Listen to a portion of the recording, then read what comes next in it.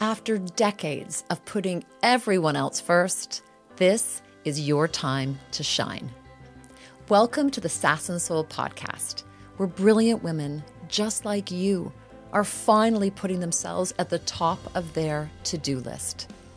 You are ready to reawaken your dormant dreams, take center stage, and unleash your full creative voice. I'm Cindy Kennedy, a seasoned life and leadership coach, global speaker, yogi, and the founder of the Center for Sass and Soul.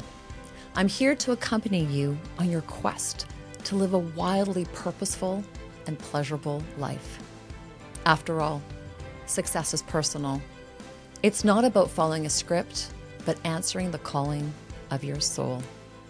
So get ready to join me and my global friends as we explore how to reclaim our sass and lead from our soul.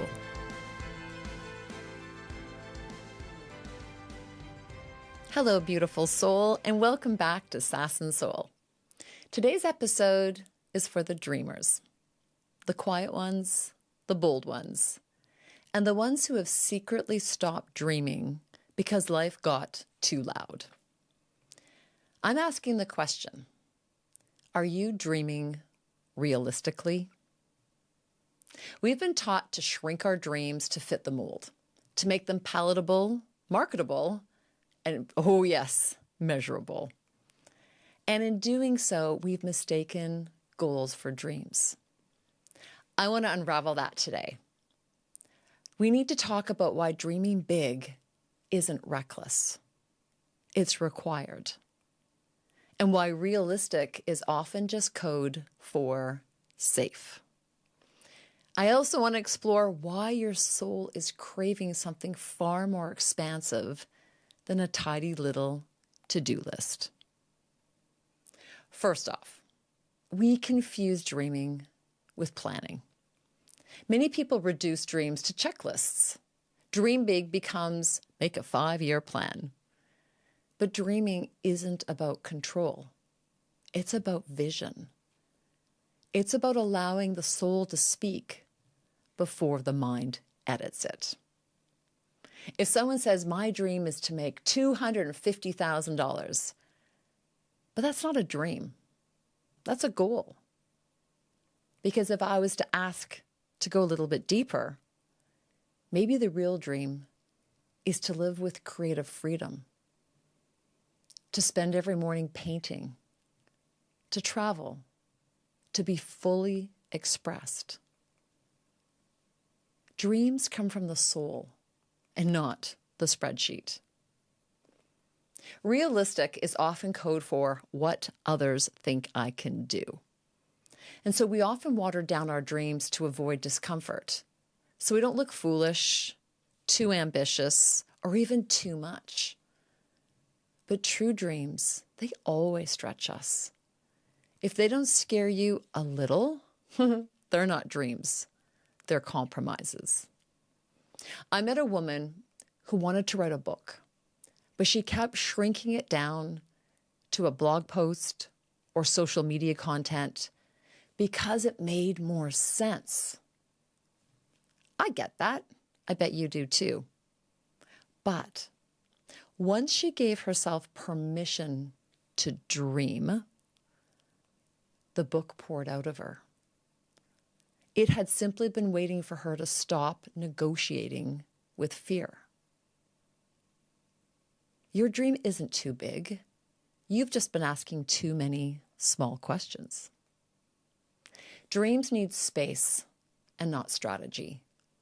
Dreams don't grow in crowded calendars. If you're only in action mode, you'll execute, for sure. But you won't imagine. Dreaming requires space for inspiration, for your intuition to show up, and the sacred unknown to fly in. I mean, can you really dream when you're back to back in Zoom meetings? No. We need nature, silence, magic, some soul time. That's when the deeper vision can land. That's when a dream goes from what do I want, to what am I really here for? Dreaming big requires daring to slow down and listen. Now, do not put dreams down. Or if you have put your dreams down, pick them up. Years ago, I wrote down all of these dreams. I created this beautiful vision board and I left it on the floor. And guess what happened? My schnoodle dog called Rocky, he walked in that room and guess what he did? He peed all over them. He peed on my dreams. But let that be a metaphor for not leaving your dreams on the floor. Because someone will walk over them, or unfortunately, like my dog, maybe pee on them. They're meant to be put up. They're meant to be raised up. And you can always pick your dreams up right now if you've realized you've allowed them to be realistic, or you've allowed them to simply be goals. Realistic dreams are often just fear in better clothes. Remember that a to-do list will never satisfy your soul craving. And if your dream doesn't ask more of you, it's not a dream. It's simply a delay. You did not come here to chase checkboxes. You came to set something wild and true into motion. So ask yourself, are you dreaming in color or in grayscale? And if you've been calling your goals dreams and wondering why you feel uninspired, this is your invitation to start again. Get messy. Get honest. Dream out loud. And also, don't do it alone. If you're craving a space where big dreams aren't just allowed, but they're expected, come join us here at the Center for Sass and Soul. Because dreaming isn't a task, it's a frequency. And you, gorgeous one, are meant to vibrate higher. So ditch the to-do list, ditch being realistic, and start dreaming big. Remember, you are more powerful than you know.